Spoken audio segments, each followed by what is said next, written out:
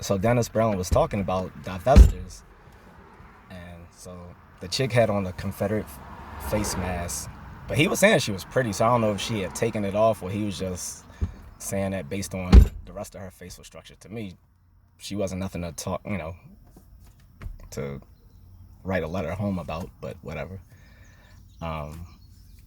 And that's definitely a thing, like within the Black femininity YouTube space, that these women actively hate Black men and think they're the reason, they're the problem in the Black community.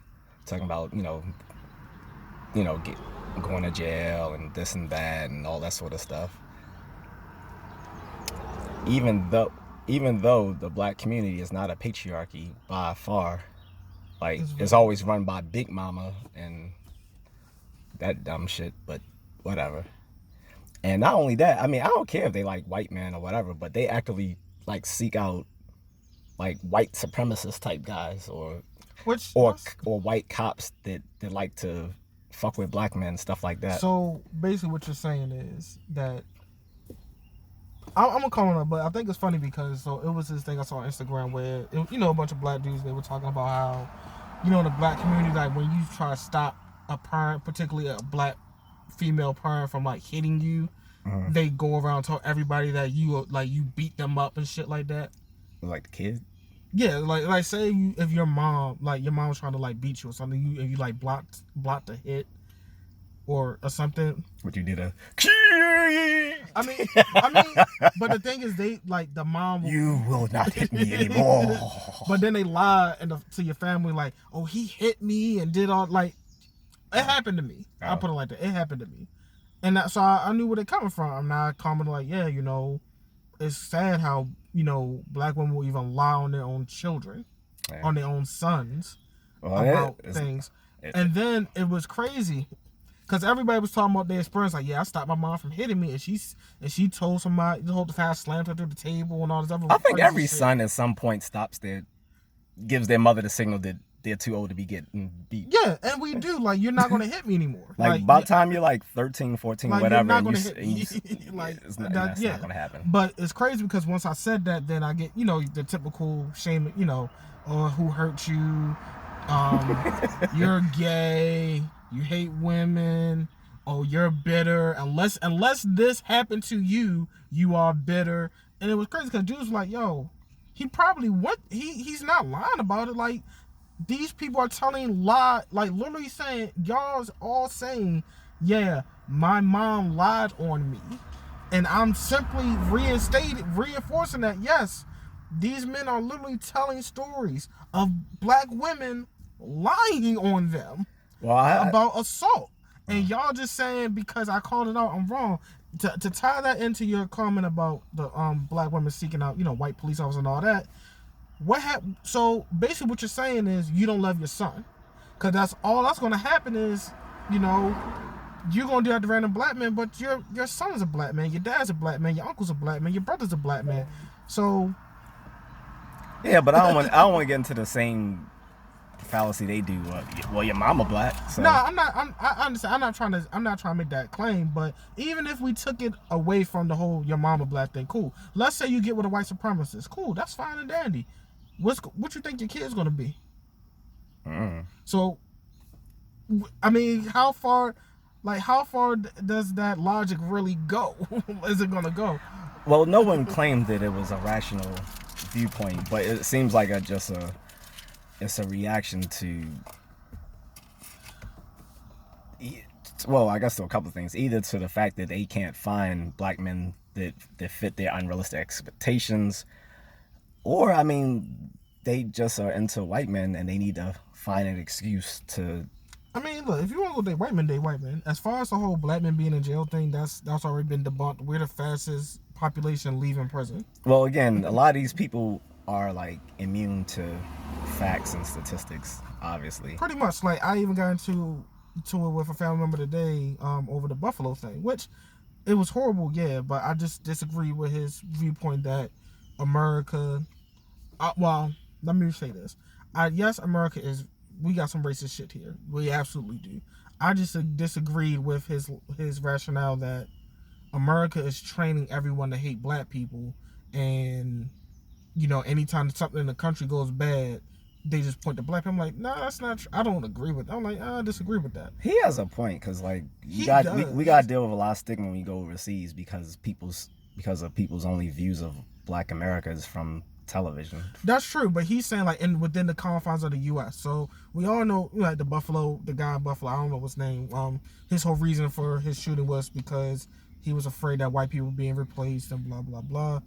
So he tried to basically make the argument like, well, that's what's being taught, because he heard Tucker Carlson and blah blah blah. I'm like, look, I like free speech is what it is. I don't like Tucker Carlson, but blaming Tucker Carlson for this idiot, racist, white supremacist dude is, at what point does it become, what?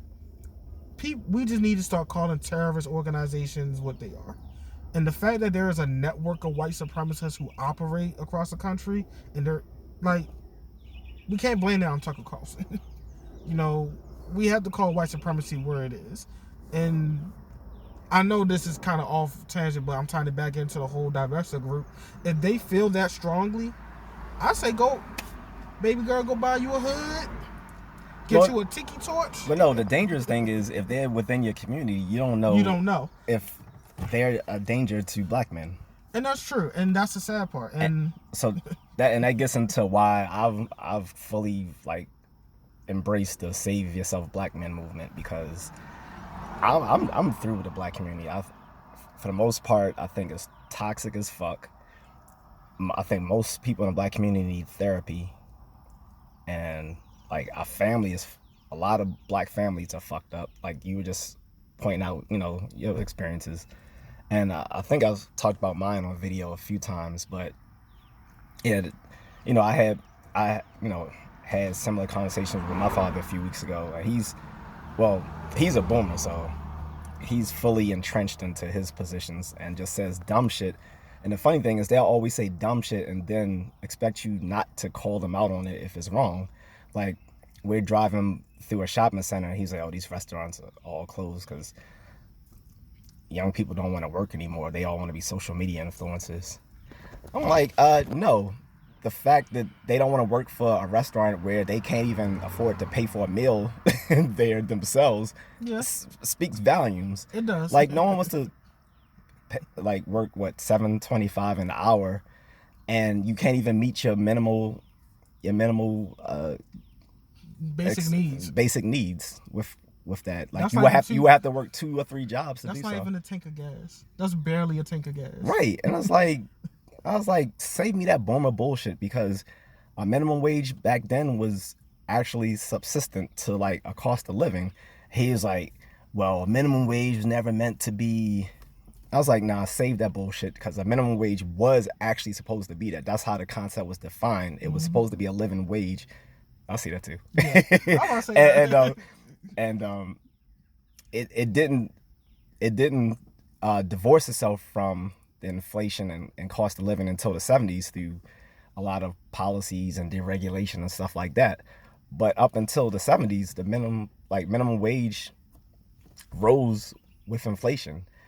I mean, if it's kept doing so, like, minimum wage would be about $26 an hour right now. So, and that makes sense. And I never heard of this type of group. Now I do know, I heard stories like, black women weaponizing the police. Like, that's not new. That's not a new trend.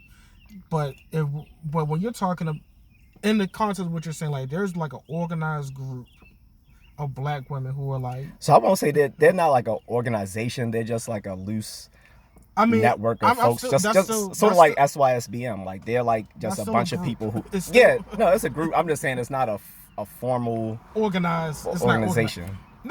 As far as I know. But that's what I'm saying. But even it doesn't even matter. I'm not saying organization, but if there is a collective group of people whose sole purpose is, hey, we're gonna somehow our plan is to use the police to get black men killed.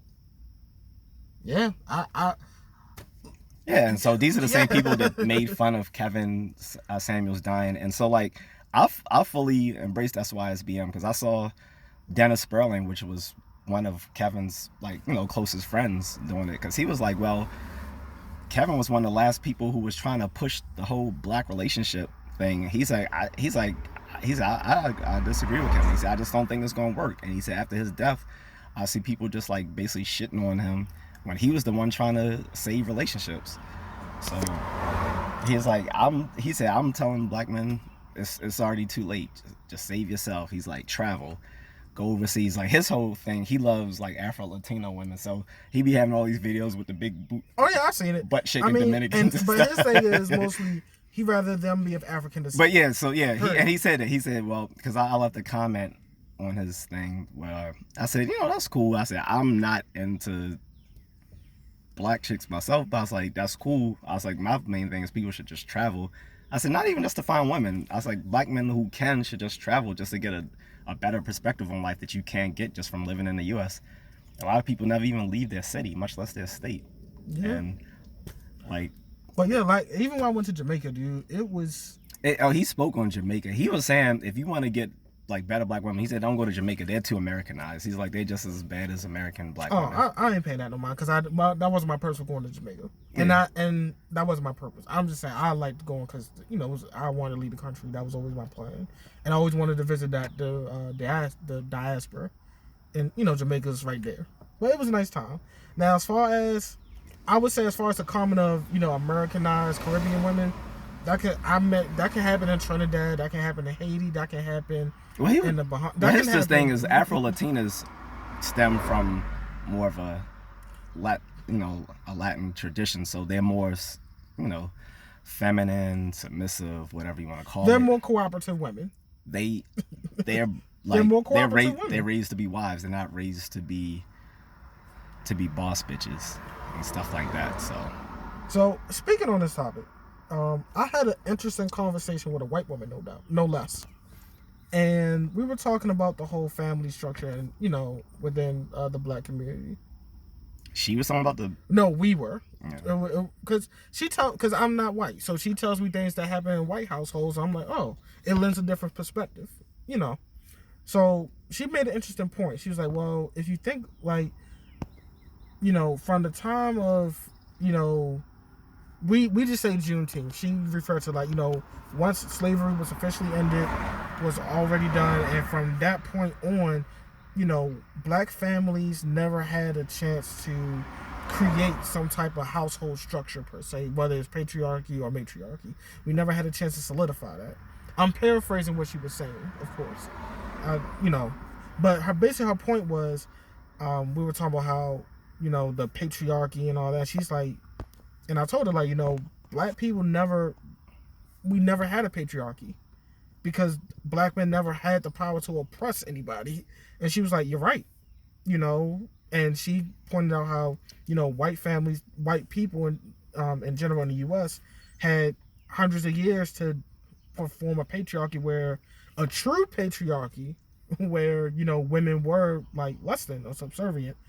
And she made the point, like, marriage, family structures within the black community, like, where was the time period to where like black people were left alone to build those family structures for themselves without the interference of. Well, I guess if you believe Alice Walker's novels, it existed in some magical time point in the early 20th century where Mr. would beat up on Celie and shit.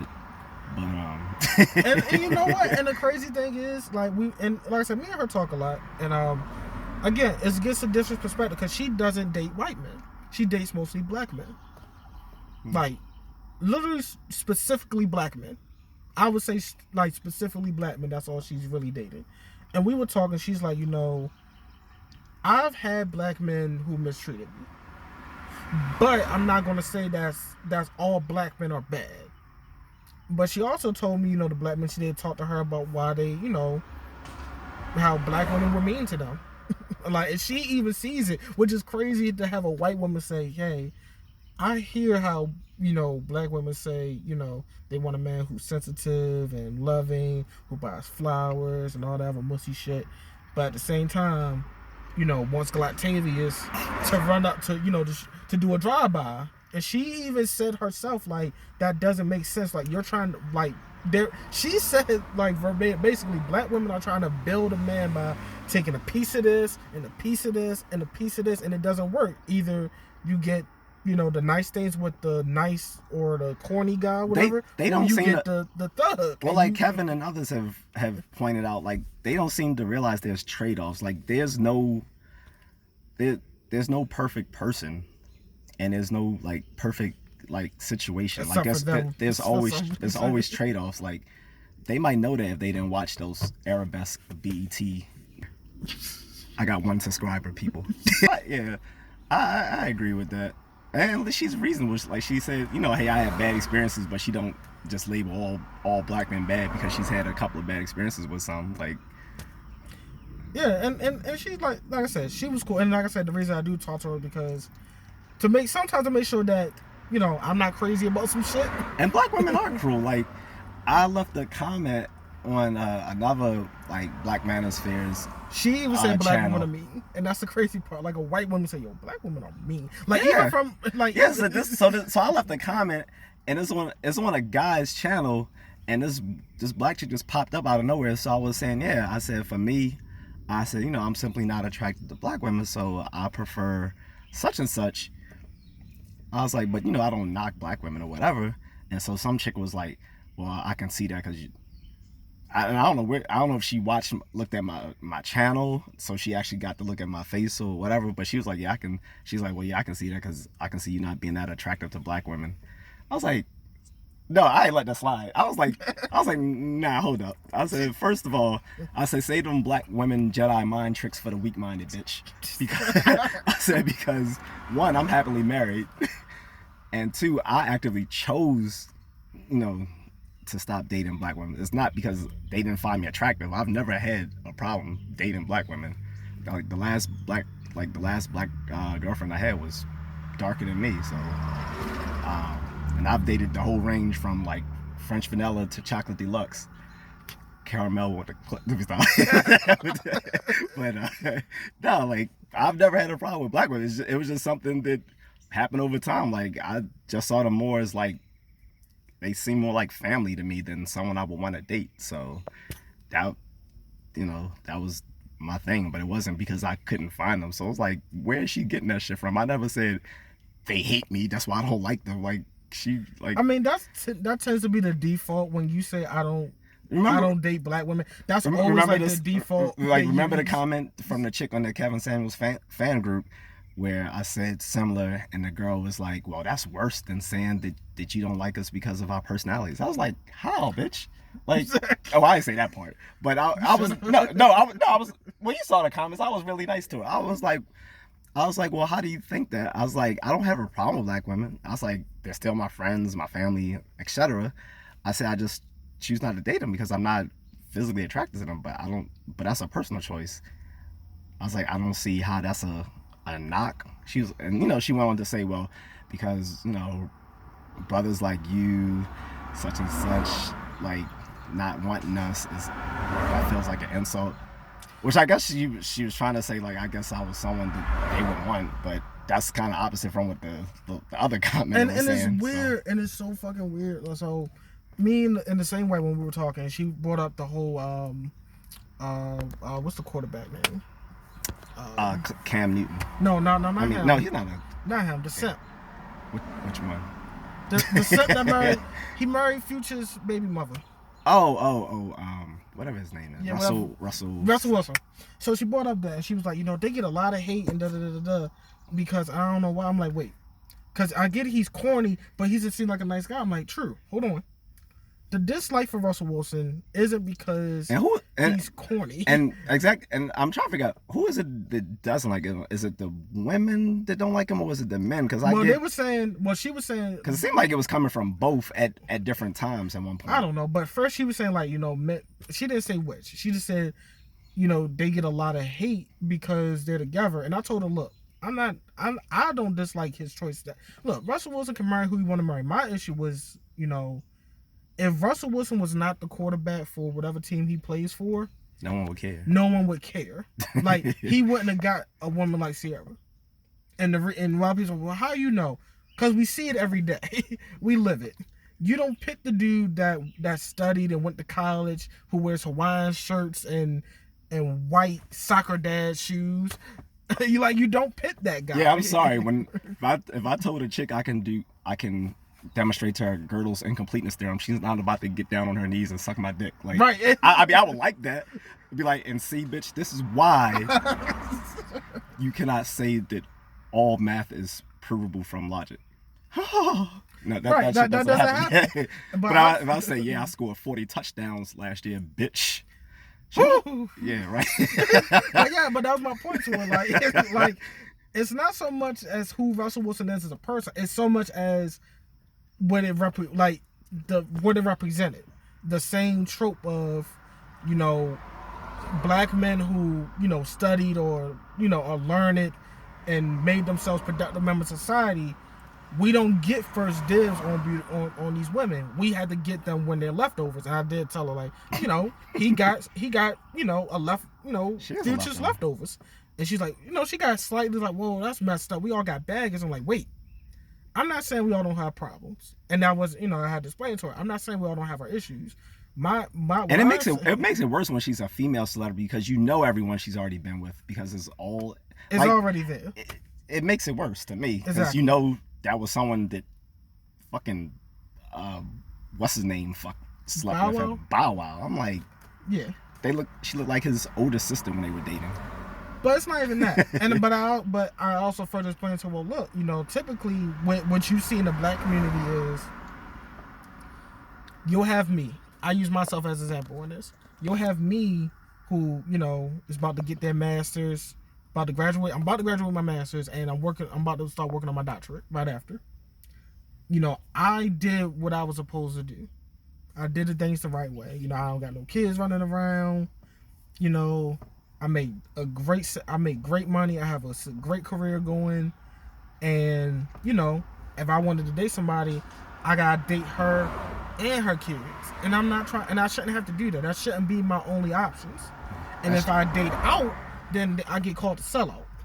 Well, and if I decide I sold out, I cashed in, bitches. I flew 9,000 miles away to get away from you, bitches.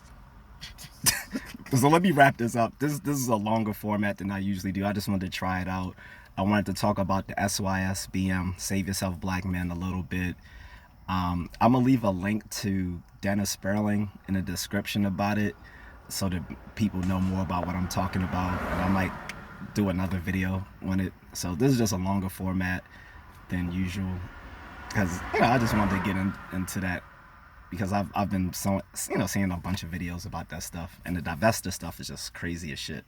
Like, don't like black men, fine, but sitting there actively trying to get them hurt, that's on a whole other level. So, and Dennis Spurling brought up that these people talking this sort of stuff are going to get themselves in legal trouble, because he said, like, YouTube channels where there's like 10,000 or more or so subscribers, law enforcement do look at those videos. So you might want to watch what you're saying. Man, don't give them hits. Let them incriminate themselves. It doesn't matter if we say it or not. They'll still fucking do it because they're stupid. So yeah, that's true. This is a good thing I'm not monetized yet, because this will probably get demonetized from all the F-bombs. But in any case, yeah, I'm about to sign off. I'll leave some links more about SYSBM at the bottom. So, you can follow Dennis Spurling, who is an attorney and friend of the late Kevin Samuels. He has his own channel. And I'll leave some links to some other people in the black manosphere as well. All right, guys.